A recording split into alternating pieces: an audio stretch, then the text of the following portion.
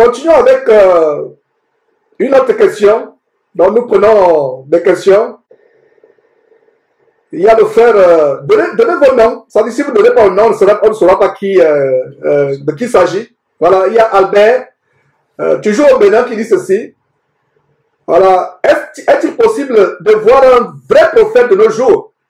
Que le Saint-Esprit nous donne la force pour le travail que vous faites pour nous. En fait, Albert, du côté du Bénin, beaucoup de personnes nous demandent, Georges, vous ne faites que dénoncer, montrez les vrais pasteurs. Si vous lisez bien votre Bible, vous n'aurez pas assez que quelqu'un vous montre un vrai pasteur ou un faux pasteur. Comment quelqu'un peut reconnaître le vrai biais du faux biais? C'est parce qu'il a tellement bien travaillé le vrai biais.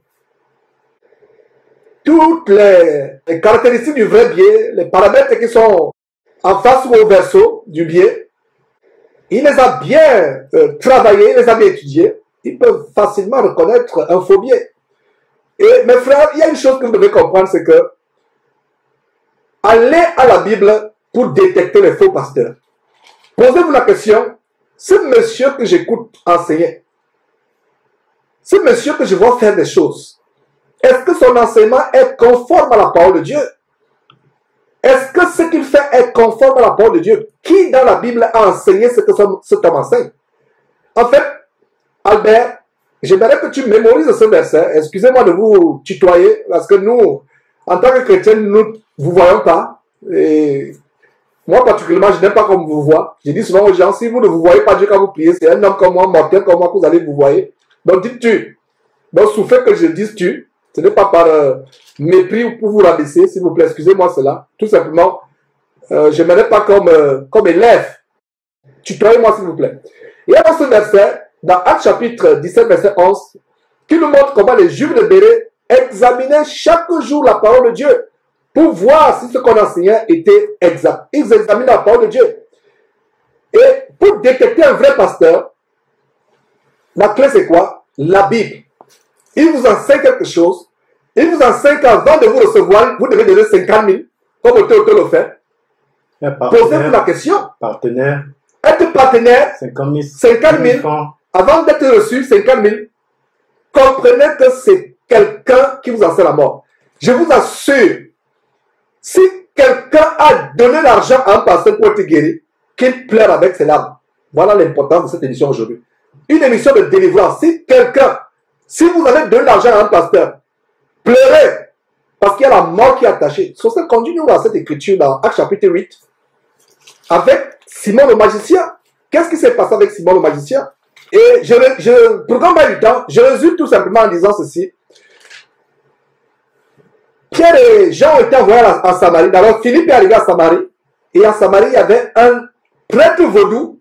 Je ne sais pas s'il était exactement prêtre vaudou, mais c'était un magicien qui faisait des miracles terribles et émerveillait la ville de Samarie. Et quand Philippe, rempli du Saint-Esprit, est allé prêcher la parole de Dieu, beaucoup sont convertis, ont commencé à quitter un à un Simon le magicien. Et plus tard, Dieu a voulu que Pierre et Jean s'y rendent. Et en se rendant là-bas, Pierre et Jean leur ont apporté la puissance du Saint-Esprit.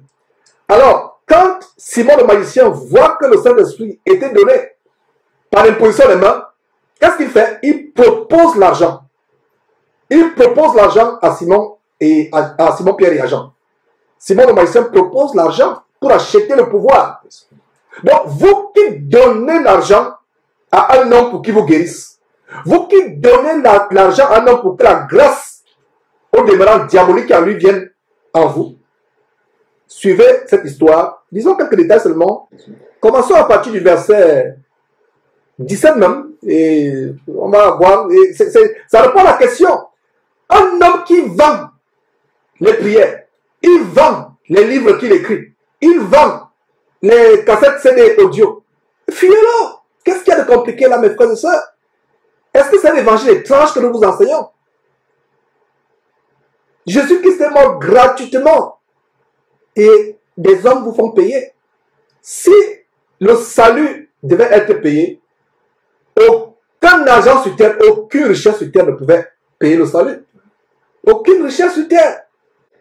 C'est pour ça que Dieu a voulu que le salut soit gratuit. Aucun homme sur terre ne pouvait payer le pardon du péché de la part de Dieu. Alors pourquoi les gens vous séduisent? Pourquoi les gens vous trompent? On ne doit pas vous tromper.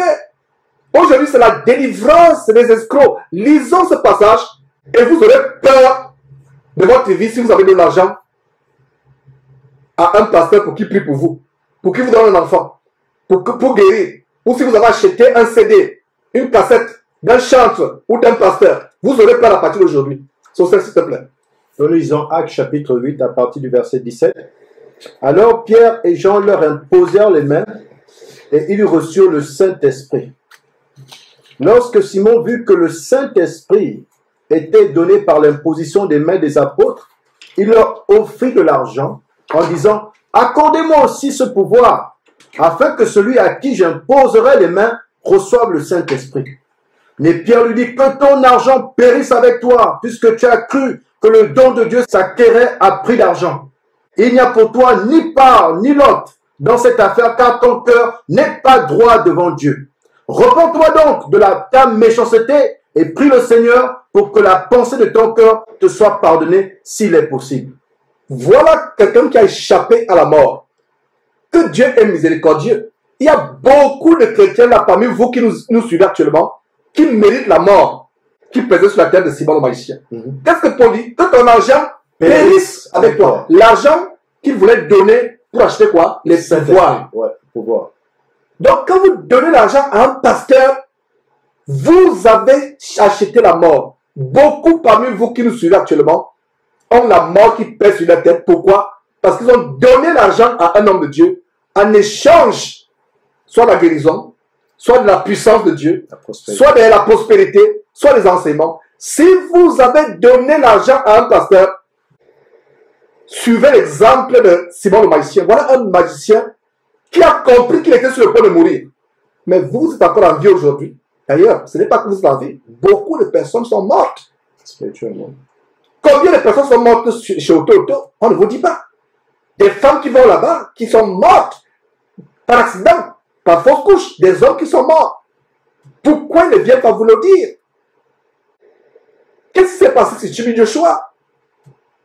Un immeuble s'est écroulé et des centaines de personnes qui partaient depuis l'Afrique du Sud, depuis l'Europe, les États-Unis, pour loger dans cet hôtel. L'hôtel s'est effondré comme si on avait lancé une bombe. Effectivement, il y a une bombe qui a été lancée.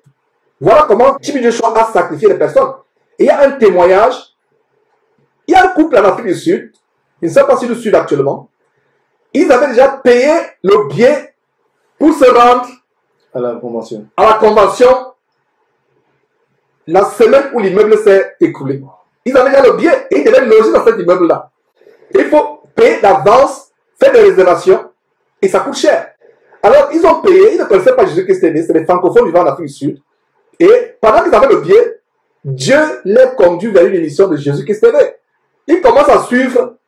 Ils se sont rendus compte qu'en fait, ils ont réservé le billet pour la mort, pour aller voir un sorcier. La femme et le mari ont dit, oh Seigneur, pardonne-nous. Même si on a dépensé des fausses sommes d'argent pour assister à cette conférence de mort, nous n'y allons pas. Et ils sont restés. L'immeuble où ils devaient loger s'est écroulé. Tous sont morts. Tous sont morts. C'était comme si on avait lancé une bombe.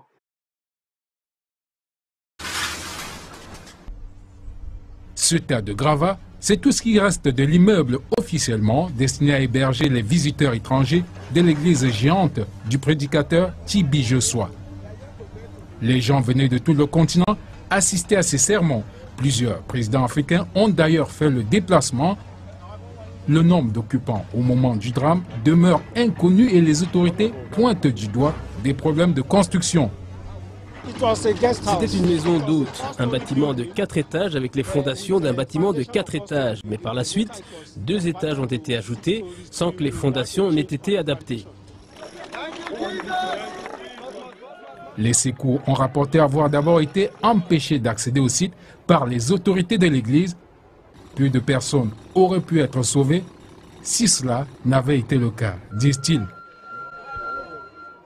De son côté, le télé-évangéliste a distribué cette vidéo à la presse du moment précis où l'immeuble s'écroule. Alors, accident ou sabotage? Une chose est sûre, les standards de construction dans cette ville surpeuplée sont une question cruciale. Les parcelles de terrain sont très chères à Lagos, du coup, c'est en hauteur que l'on construit et parfois au mépris de toute norme de sécurité. Frère, voyez vous-même dans cet incident que nous sommes en train de montrer, cet accident où sacrifice humain d'ailleurs, vous avez entendu ce qui est surprenant selon ce que le journaliste, disait. Il y a eu des secours qui sont déployés, mais les secours ont été empêchés. Les secours ont été empêchés. Et cela est d'ailleurs tellement curieux de voir comment ces secours ont été empêchés. Des vies auraient pu être sauvées. Et imaginez-vous, mes frères et sœurs, une véritable église, si cela était une véritable église, où les secours se ruent. Déjà, dans la parole de Dieu, et je vous le disais d'ailleurs la fois passée, on a essayé de montrer cet élément, à savoir que jamais vu dans la parole de Dieu où les chrétiens se rassemblent et la mort frappe. Chaque fois que la mort frappait une assemblée de Dieu, même depuis l'Ancien Testament, c'était tout simplement parce que c'est une punition de Dieu. De quoi parlons-nous là, mes frères et sœurs? La mort pèse sur toute personne qui a acheté les pouvoirs magiques. Donc, je continue. Ne manquez pas de vous abonner à notre chaîne YouTube Jésus-Christ TV, en cliquant sur le bouton s'abonner, juste au bas de la fenêtre de cette vidéo. Ainsi, vous recevrez automatiquement nos nouvelles vidéos, et vous ne raterez aucune. Vous connaîtrez la vérité et la vérité vous affranchira. Jean 8, 32.